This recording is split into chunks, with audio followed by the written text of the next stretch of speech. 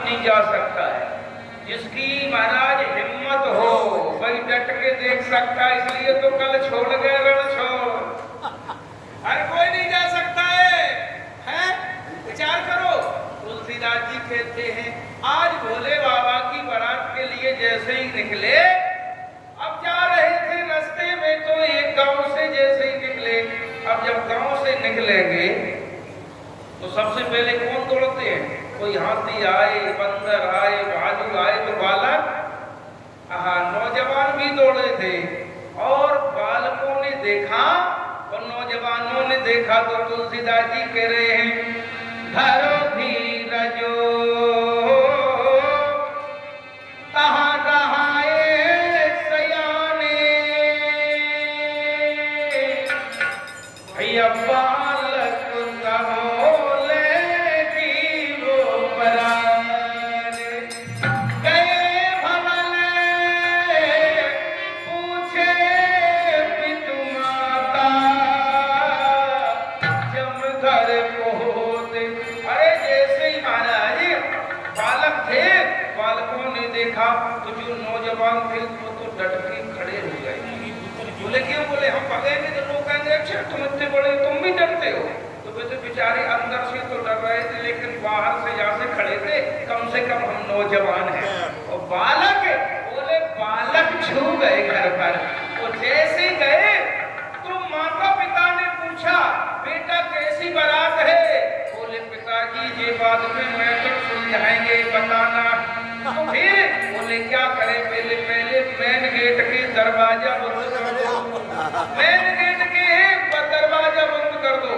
अंदर जैसे ही एसी वाले रूम में गया, बोले अब बेटा बताओ दूल्हा कैसा है, दूल्हा के पिताजी कैसे हैं, दोस्त कैसे हैं? बोले ये बाद में बताएंगे, पहले अपने कमरे के भी दरवाजे बंद कर दो। बोले अब बताओ?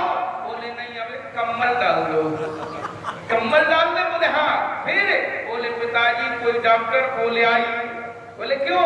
कि हमारे हृदय की गति बहुत जबरदस्त चल रही, ब्लड प्रेशर बढ़ गया है, अगर जिंदा बने रहे तो बता दे कि बारात कैसी है। और पिताजी उन बारातियों में अगर एक भी आ गया तो फिर हम बताने लायक नहीं बचेंगे।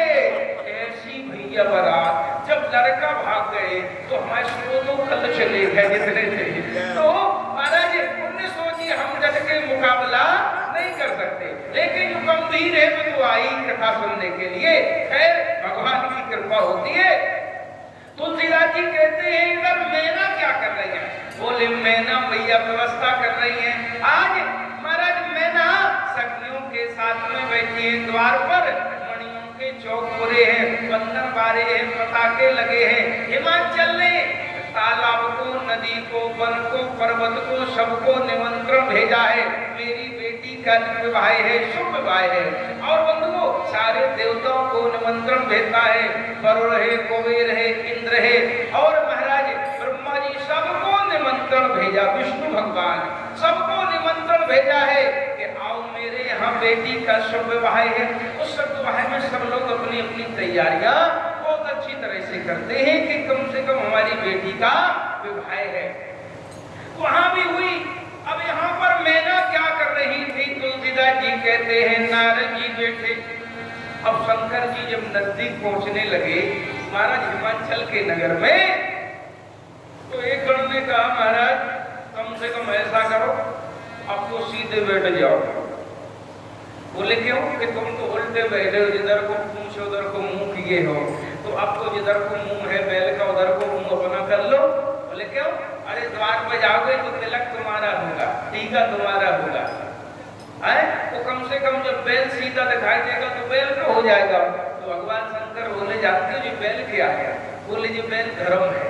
क्यों? श्रीमद् भागवत में आती है कि राजा परीक्षित जिस समय अपने राज्य में देखने के लिए गए तो वहां पर कोई निर्दयी दुष्ट व्यक्ति ने एक बैल के 3 पैरों को तोड़ दिया। राजा महाराज परीक्षित ने कहा अरे तुम कौन है कुकर्मी अधर्मी जो मेरे राज्य में इस प्रकार से तुम गोवंश की आज हत्या करना चाहता? तो जानते हैं ये धर्म है, धर्म है बैल, धर्म का प्रतीक। भगवान शंकर ने कहा कि जिस देश में धर्म का जी का होता रहेगा, देवता तो अपने आप सुनते रहेंगे बंधुओं। अगर धर्म को कोई हमारा संबोधन नहीं करेगा तो देवताओं को भी पूजने वाला नहीं है। तो ऐसा कर देना, अरे जो आगे है उसी का टीका कर देना, जो आगे है उसी का, अरे आगे तो बैल है मुझे बैल का कर देना। लेकिन उसके बाद क्या होता है, मैना क्या कर रही है, मैना सुए आरती सम्हारी। आज मैना सखियों के साथ बैठी मंगल गीत गा रही है, आरती संभाल रही है। अब मंगल गीत हो रहे हैं, आरती हो रही है, अब उसी समय बारातियों का आना शुरू हुआ। आहा, उसी समय बंधुओं बारातियों का आना शुरू हुआ। और जैसे ही आना शुरू हुआ तो सबसे पहले कौन आए, नारद जी बैठे। नारद जी बगल में बैठे तो सबसे पहले कौन आए, जैसे जो पूछे हैं भोले बाबा की बारात में रमाकांत मेडिकल वाले में जी आ गए। बोलिए राजा रामचंद्र महाराज की।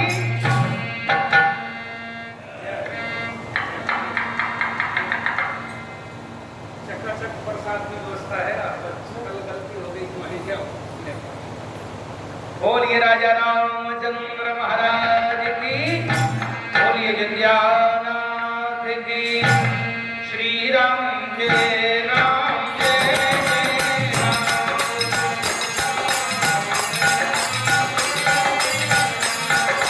श्री राम जय राम जय जय राम।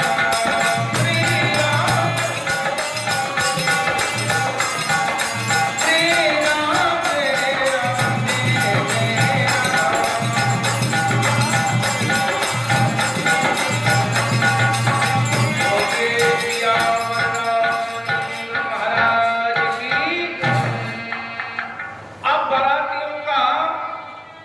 हिमाचल के यहाँ आना प्रारंभ हुआ तो सबसे पहले कौन बाराती आए, बोले सबसे पहले बाराती आए महाराज बूढ़े ब्रह्मा जी।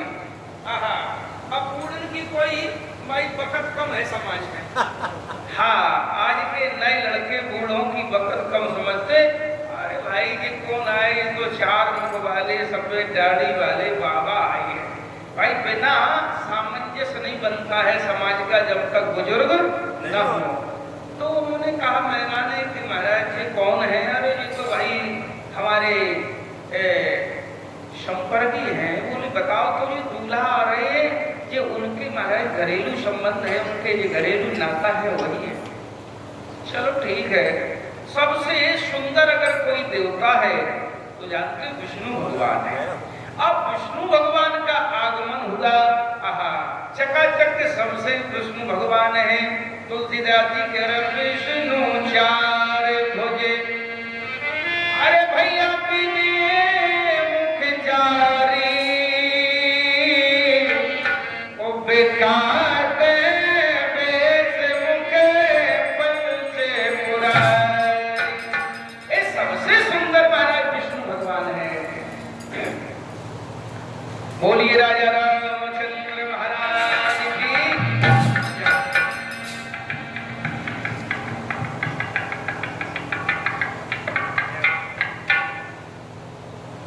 हमारे बीच में कल से बढ़िया मस्ती से भगवान की पावन कथा श्रवण कर रहे हैं। रामवीर सिंह जी हमारे बीच में आज महाराज सम्मान कर रहे हैं। भगवान उनका जीवन मंगलमय करे, प्रदान करे। बोलिए सियावर रामचंद्र महाराज की, राजा रामचंद्र की। जिस समय पहुंचे महाराज तो पूछा कि कौन है, बोले जी, बोले हाँ, बोले ये तो मित्र हैं। मित्र हैं। अब महारानी मैना ने सोचा कि जब दूल्हा के इतने सुंदर, इतने महाराज हैंडसम, बहुत ब्यूटीफुल, ऐसे ऐसे मित्र हैं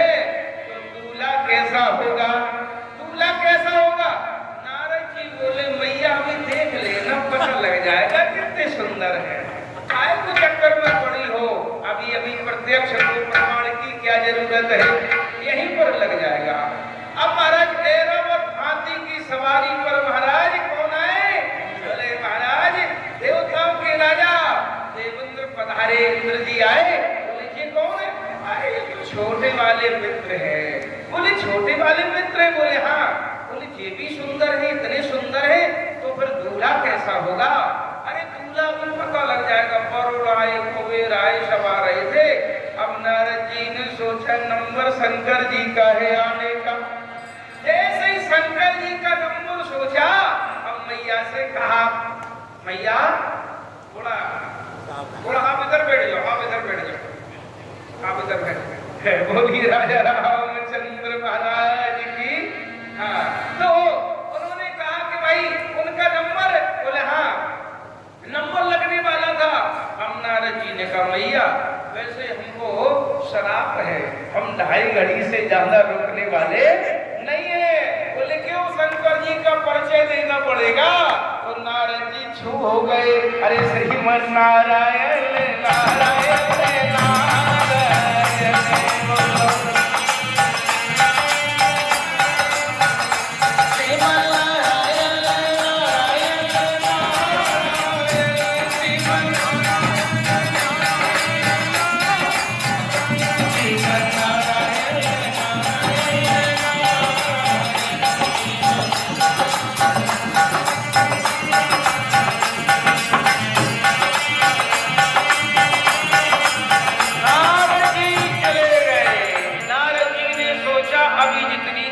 मिलेगी हमें मिलने वाली है। क्यों? हमारे माध्यम से विवाह हुआ है। तो नारद जी टरक गए। बोले भागो जल्दी। नारद जी चले गए।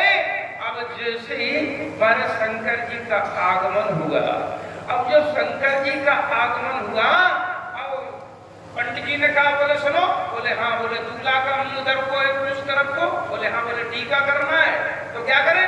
बोले ऐसा करो, दूल्हा का मुंह ऐसा फेरो। तो बोले क्यों तो नहीं फेर सकते, बैल ही को फेरो। बैल को। बोले हाँ। जैसे बैल को फेरा, सब सखियां बैठी हुई थी, विष्णु भगवान बैठे हुए थे।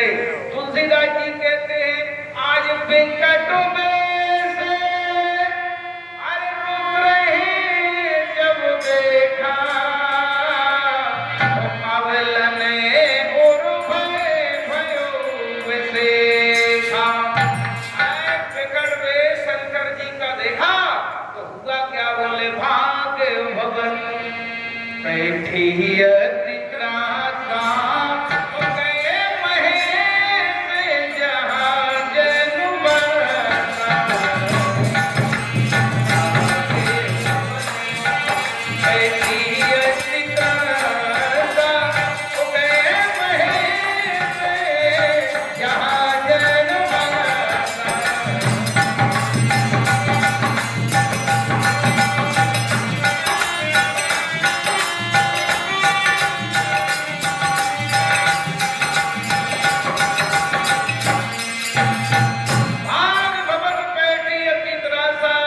गए महेश जहाँ जन्म बसा।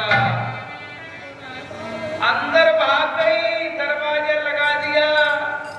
किल महाराज वहां पर जो कलश रखे हुए थे जिनमें गंगा जल भरा हुआ था वो पटक दिया, दीपक जल्ला वो भी पटक दिया। अब महाराज इधर क्या हुआ?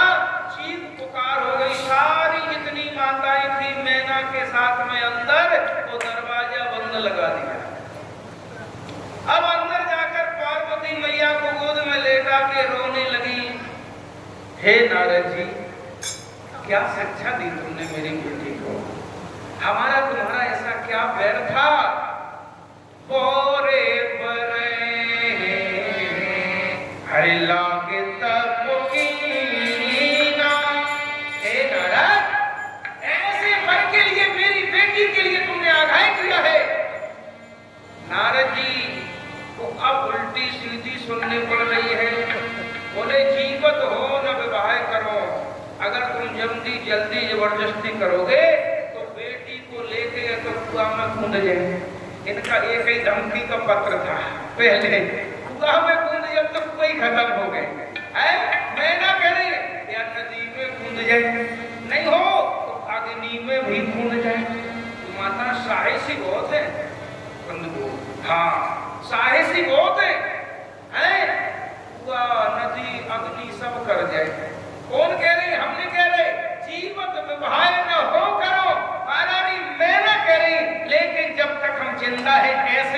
के साथ में अपनी बेटी का विवाह नहीं होने देंगे। ऐसी अटल प्रतिज्ञा। अब शंकर जी इधर पहुंचे कहां? पहले जनवासे चलते थे और जितने बुजुर्ग हैं इनके विवाह हुए होंगे। हाँ, हमारे मुरारी जी बैठे हैं तो सबके जनवासे। अब जनवासे में महाराज अब जितने बैठे हुए थे तो अब पेट में तो महाराज चूहा कूद रहे थे। गणों ने कहा बाबा हमने दिखाई दिया था विवाह तो होना नहीं है, चलो कैलाश पे चलते हैं। शंकर जी बोले वैसे तो आते नहीं है, आए हैं तो बिना विवाह होके अब जाएगा नहीं। अरे कैसे विवाह होगा? बोले क्यों?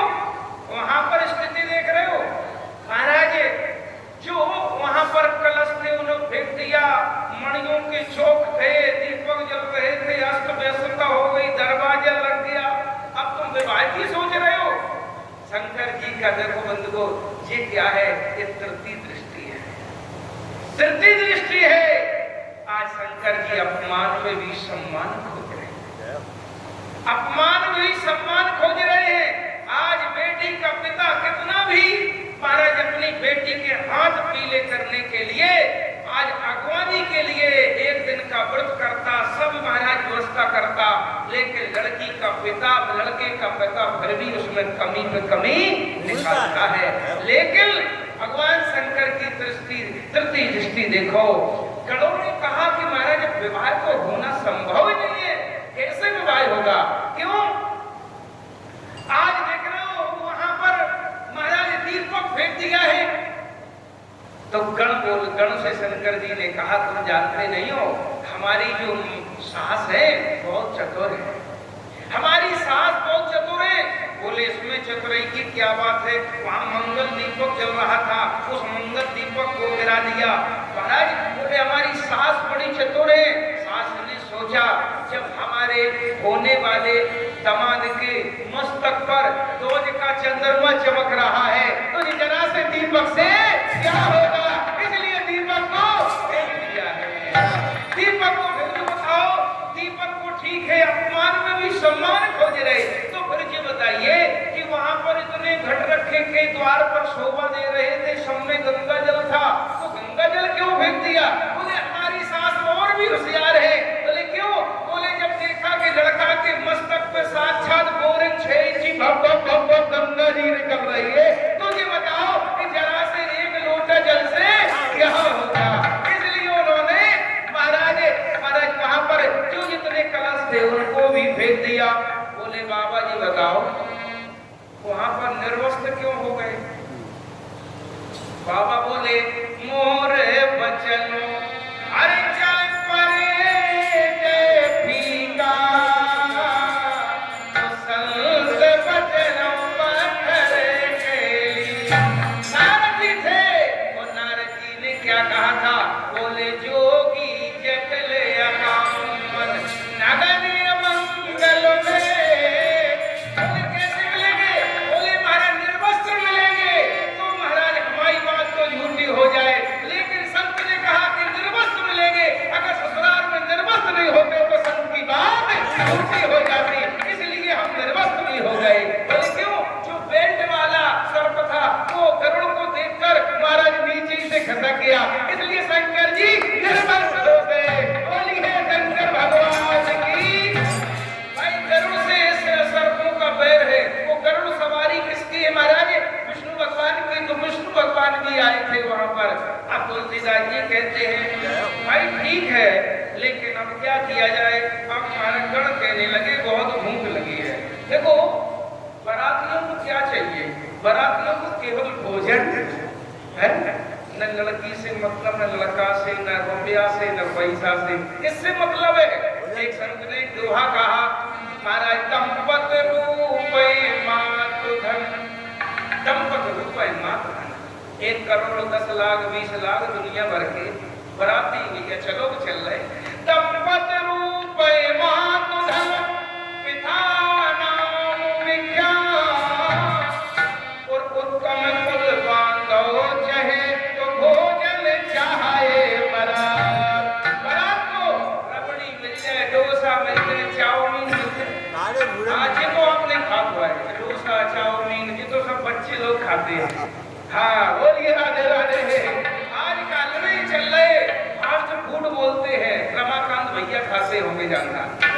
हाँ बोलिए शंकर भगवान की। हाँ तो अब उनको तो भोजन चाहिए। अब महाराज 56 प्रकार के व्यंजन बनवाए। इसने जिसके यहाँ पर बेटी का विवाह है, रिद्धियां सिद्धियां काम कर रही है, ऐसे वैसे थोड़े रिद्धि सिद्धि काम कर रही है। उससे उसी समय सारे लोगों को आज महाराज हिमांचल जी ने आदेश दिया, जो बारात आई है ससम्मान उसको उन लोगों को भोजन करवाइए, उनकी रहने की व्यवस्था के लिए सारे लोगों को कमरा अलग है उनको ले आइए, ससम्मान उनको कमरा में निवास करिए। महाराज एक गया, जैसे ही एक महाराज उनका सेवक गया हिमांचल का, और जैसे हिमांचल का सेवक गया शंकर जी की बारात के पास पहुंचा, बोले भैया चलो आप लोगों के लिए कमरा खोल दिया गया है। तो बिना मुख का बोला कितने नंबर का कमरा है। जैसे ही कहा कितने नंबर का कमरा है, वो पूछने गया, बोले लौट के आ रहे, लौट के नहीं आया। तो बगल वाले ने कहा क्या हो गया? बोले कुछ नहीं, अरे बताओ तो। बोले तुम ही चले जाओ। क्या कहा? तुम चले जाओ। अब महाराज जैसे पहुंचे तो बिना पैर वाला मिला। बोले जब बताइए हमारे लिए क्या व्यवस्था की है महाराज हिमाचल ने। तो उसको भी देखकर ऊपर से नीचे तक पसीना निकल गया। तुलसीदास जी कहते हैं आहा सब प्रकार के व्यंजन, रसगुल्ला, छेना, रबड़ी, जलेबी, लड्डू और कई प्रकार के सब बनवाए गए। बनवाने के लिए नंबर आया। अब जैसे ही नंबर आया तो पहले महाराज पातर परसी जाती है, तो पत्तल वाला, दोना वाला, जल वाला सब लगे हुए थे। पीछे पूड़ी वाला, रसगुल्ला, रसमलाई सारे लोग लगे हुए थे परसने वाले। तो पीछे वाले बोले भैया ऐसा करो। बोले क्या है? आगे वाले चलते क्यों नहीं हो? चलते क्यों नहीं हो? बोले हम क्या चले, पहले देखो तो इनके यहाँ कहाँ पत्तल डाल दे। बोले क्यों? अरे कहाँ पत्तल डाले, इनके मुख ही नहीं है। मुख नहीं है तो एक आध डाल दे, एक आध डाल दे। बोले हाँ। अब जैसे ही आगे गए तो फिर खड़ा हो गया। पीछे वाले ने कहा अब क्यों खड़े हो गए? बोले इनके 1000 मुख है, बताओ कितनी पत्तल डाले।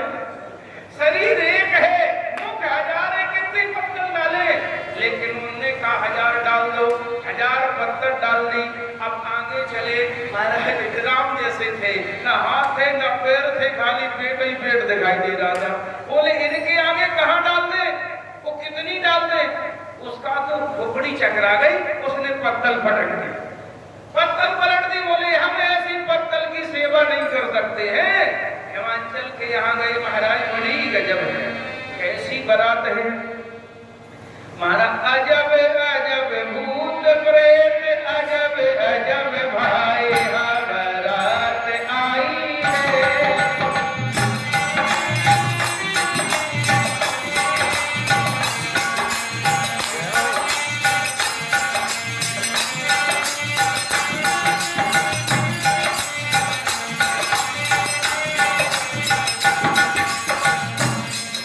हाय बाप रे बाप, अजब अजब भूत प्रेत, अजब अजब सांप, हाय बाप रे बाप।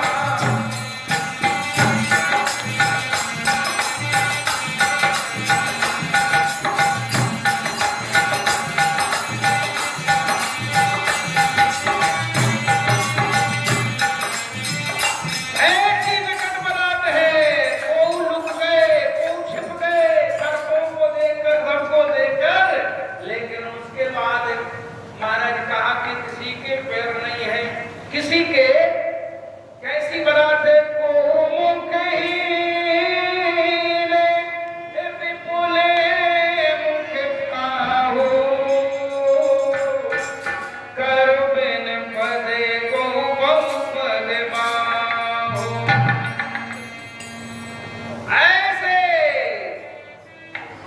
किसी के 1000 मुख है, किसी के महाराज मुख ही नहीं, किसी के 1000 पैर है, किसी के पैर ही नहीं। तो हिमांचल ने कहा ठीक है ऐसा करो, अपने हिसाब से खाते रहेंगे, तुमको बफर लगा दो। बफर सिस्टम लगा दो। तो उसी समय से बफर सिस्टम चल रहा, तुम्हें जैसे खाना हो तो खाओ, तुमको जो खाना हो, जितने मुख से खाना है तो खाइए। बोलिए शंकर भगवान की। अब ये समय महाराज खाना, अब जब खाना होने लगा, होने के बाद इधर क्या होगा, इधर पर महाराज विवाह कैसे संपन्न होगा। सप्त ऋषि आए, नारद जी बोले हाँ भगवान शंकर का विवाह तो होना चाहिए। बोले कैसे विवाह होगा। बोलिए राजा रामचंद्र महाराज की। थोड़ा ना पानी पिला दे।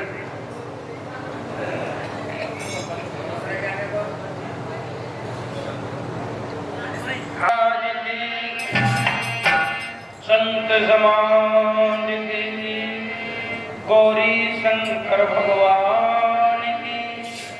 भाई जयकारा फिर कभी सत्संग होगा कब लगेगा, तो कम से कम उपस्थिति में हो तो सभी जयकारा बोलो। हाँ बोलिए राजा रामचंद्र की। कम से कम लगे कि हम सत्संग में बैठे हैं। आओ जो मैं कहने जा रहा था, आपके बीच में सप्त ऋषि आए। अब सप्त ऋषियों ने कहा नारद जी महाराज विवाह तो कम से कम होना चाहिए। नारद जी ने कहा ऐसे मामले में हम तो बीच में पड़ने वाले नहीं हैं। क्यों कि सबसे ज्यादा मैना अगर किसी से हित क्रोधित है तो हम ही से है। सबसे ज्यादा अगर क्रोधित है तो हम ही से है। अगर ऐसे समय में अगर हम पहुंच गए तो हमारी अच्छी पिटाई जरूर लगेगी। नारद करो में अरे काहे बिगारा, आज बसत भवन आए है नारद। ये हमारा सुंदर महाराज महल, जो सुंदर घर था, इसमें तुमने आग लगा दी है। ऐसा तुमने क्यों किया है। और नारद जी तुम्हारे उपदेश से किसी का कभी भला पाजे का जाने प्रसव के पीरा। हे नारद तुम तो जोगी ठहरे हो, तुम्हें क्या पता है इन बच्चों की आत्मीयता। माताओं से पूछो, पिता से पूछो, कितना प्रेम होता है अपने बच्चों के प्रति। आज तुमने मेरी बेटी के लिए ऐसे वर के लिए प्रेरणा की है जो बावला है, जो महाराज पाखंडी है, जो ऐसा है कि जो भस्म लगाता है। हम जीवन में ऐसे महाराज ऐसे वर के साथ में अपनी बेटी का कभी कन्यादान नहीं करूंगी। इस प्रकार से अब महाराज सप्त ऋषि ने कहा कि चलो नारद जी मेरे साथ में।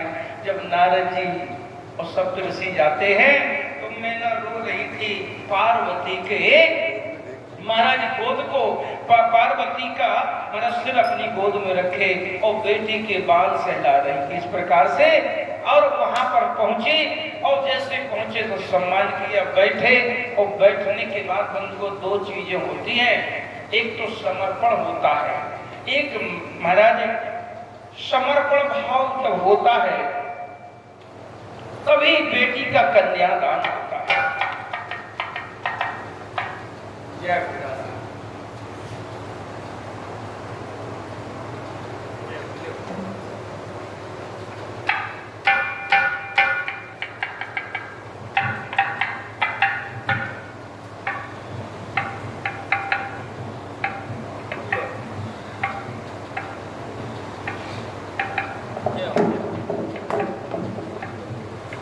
जो समर्पण भाव होता है, और जब तक समर्पण में अहिंसा और ममता दो चीज है। अहिंसा का मतलब कि हम कर रहे हैं, और ममता का मतलब कि ये चीज मेरी है। बंधुओं आज पार्वती का जन्म कहाँ हुआ? बोले पार्वती का जन्म हुआ मैना के यहाँ। जैसे हम और आप लोग कहते हैं कि जो कुछ है सो मैं हूं, अरे मैं तो हूं। तो जहां जीवन में मैना का मतलब अहंकार नहीं है, वहीं पर मैना के यहाँ पर पार्वती का श्रद्धा रूपी पार्वती का जन्म होता। जब तक मैं खत्म नहीं होगी तब तक पार्वती का जन्म होने वाला नहीं है। अच्छा, इनके अंदर क्या था कि ये पार्वती मेरी बेटी है, लेकिन जिस समय सप्तऋषियों ने उपदेश दिया, नारद जी ने दिया, तो नारद जी ने कहा कि जी बताइए, ये पार्वती तुम्हारी बेटी है? तो अज्ञानवश उन्होंने कहा कि हाँ, पार्वती मेरी बेटी है। तो उन्होंने कहा कि जी सप्तऋषियों ने, नारद जी ने, ऐ मैना, ये तुम्हारा ज्ञान के कारण तुम समझती हो पार्वती तुम्हारी बेटी है, पार्वती तुम्हारी बेटी नहीं है। तो फिर किसकी है? बोले आजा अनादि शंभु वरदांगिने। जी सदा भगवान शंकर की अर्धांगिनी है। ये तुम्हारे यहाँ इन्होंने जन्म लिया तो तुम समझती हो तुम्हारी बेटी है, ये तुम्हारी नहीं है, ये परम भगवती जगत जननी है, तुम इनकी बेटी हो, ये तुम्हारी बेटी नहीं है। जब महाराज ज्ञान का उपदेश मिला तो उनके अंदर जो अभिमान था कि ये मेरी बेटी है, तो जहां महाराज ये मैंपन का खत्म हुआ, और जब खत्म हुआ तो कहा कि तुम्हारी बेटी नहीं है, तुम इनकी बेटी हो, ये परम्बा भगवती जगत जननी महाराज साक्षात भगवती है, दुर्गा है। भगवान शंकर के वाम भाग में सदा निवास करने वाली ये जगदम्बा तुम्हारी बेटी नहीं है। तुम्हारे यहाँ जन्म लिया तो तुम अज्ञानता के कारण, मोह के कारण समझती हो ये बेटी तुम्हारी है, तुम्हारी नहीं है। बंधुओं, जहाँ पर आज उनका जो अहम भाव था वो खत्म हुआ। वो जीवन में जब अहमता खत्म होती है, एक ध्यान रख लेना, जीवन में जब तक अहमता खत्म नहीं होगी तब तक समर्पण का भाव नहीं बनेगा। जब अहमता खत्म हुई तो भगवती का आज महाराज ऐसा सौभाग्य है कि आज कन्यादान का समर्पण आ गया है कि चलो, तुलसीदास जी कहते हैं आज भगवान शंकर का विवाह होने लगा। आज विवाह होने लगा भगवान शंकर का। सर्वमंगल मांगल्ये शिवे सर्वादि साधके शरण्ये त्र्यंबके गौरी नारायणी नमस्तुते। मंगलम भगवान विष्णु मंगलम गरुड़ध्वजा मंगलम पुंडरीकाक्षाय मंगलाय तनोहरि। आज महाराज पानी गिरने जब कीनो महेशा, भगवान शंकर मंडप के नीचे बैठे हैं, ऐसी परंपरा है। और ऐसी परंपरा है, जानते हो क्या परंपरा है? तुलसीदास जी कहते सनातन धर्म में राम सीय से दूर दे उपमा कहना जात वेद के, राम सीय से दूर दे। ईमानदारी बताओ, ये परंपरा है सिंदूर देने की। सिंदूर देने की, सिंदूर का मतलब मांग भरने की। अच्छा, आपने जो सिंदूर होता है इसमें पारा मिला होता है, ध्यान देना, पारा मिला होता है। वो पारा अगर जमीन पर गिर जाए तो वो बिखर जाता है, उसको इकट्ठा नहीं कर सकते। तो मानो पति आज पत्नी के मांग में सिंदूर देता है, ध्यान से सुनना, तो उसका मन कैसा पति का? बोले पति का मन उस पारा की तरह है, जैसे पारा बिखर जाता है ऐसे उसका मन संसार में घूमता है। तो मानो आज अपनी पत्नी के मांग में सिंदूर भर के पति एक सौगंध खाता है कि देवी, जैसे मेरा मन चंचल है, लेकिन आज मैं आज तुम्हारी मांग भर रहा हूँ और प्रतिज्ञा करता हूँ कि चंचल मन आज मांग के भरते ही तुम्हारे प्रति स्थिर हो जाएगा, तुम्हारे प्रति स्थिर हो जाएगा। भरी जाती है। जानते हो मांग कैसी भरी जाती है? मांग हरदम सीधी भरी जाती है? तो आजकल तो टेढ़ी मांग चल रही है। मांग हरदम सीधी भरी जाती है। मांग का मतलब मांग से नहीं है, मांग का मतलब है अपनी कामनाओं से। भाई पति पर 5,000 की गुंजाइश है और तुम 50,000 का बिल बनाए बैठी हो, तो कहां से? ये भी मांग है। विचार करो, मांग है। लेकिन सीता जी ने एक बार माताओं एक ऐसी मांग कर दी है जिसके कारण सीता जी का हरण हो गया था। क्या कहा था सीता जी ने? सीता जी कहने लगी, सुनो प्रिया। राम जी से सीता जी ने कहा, प्रभु। बोले हाँ। बोले एक बात सुनो हमारी। क्या बात है? कि ये मृग हमें चाहिए, ये मृग मुझे चाहिए। तो राम जी ने कहा, सीता ये मृग सही नहीं है, ये रोल्ड गोल्ड है, नकली है। तो सीता जी कहने लगी, तुलसीदास जी कहते हैं, सीता जी कह रही है कि प्रभु मां पाए पाल में जोग मंजू मृग मारे मंजुल छाला। कविता बनी रामायण में। बोले अगर ये जिंदा पकड़ जाए तो हम इसको पालेंगे। अरे ईमानदारी से बताओ, ये सोना क्या है? ये सोना लोभ है। और लोभ को आज तक जीवन में कोई पकड़ पाया? लोभ को कोई नहीं पकड़ पाया। ये सोना लोभ है। तो उस लोभ रूपी सोने के लिए सीता जी कह रही, पाए पाल में जोग मंजू मृग, अगर जिंदा पकड़ जाए तो हम पालेंगे। तो राम जी ने कहा, पालोगी तो क्या करोगी? बोले जब लौट के अयोध्या जाएंगे तो भरत जी कहेंगे, भाभी मेरे लिए क्या लाई हो? तो हम भरत जी को भेंट कर देंगे, ये सुंदर सोने का छौना तुम्हारे लिए लाए हैं। अच्छा, अगर कहीं सीता जी से कहा, ए प्रिय, अगर कहीं ये जिंदा नहीं पकड़ता है तो फिर बोले मार के इसकी झाल को लाना, झाल को लाना। तो सीता जी ने एक मांग रखी और एक मांग के कारण सीता जी को अलग होना पड़ा है। तो तुलसीदास जी कहते, राम जी ने भी मंडप के नीचे मांग भरी है। राम सी अरे सिर से दुर्देही, राम जी भी मांग भर रहे हैं। मांग कैसी भर रहे हैं?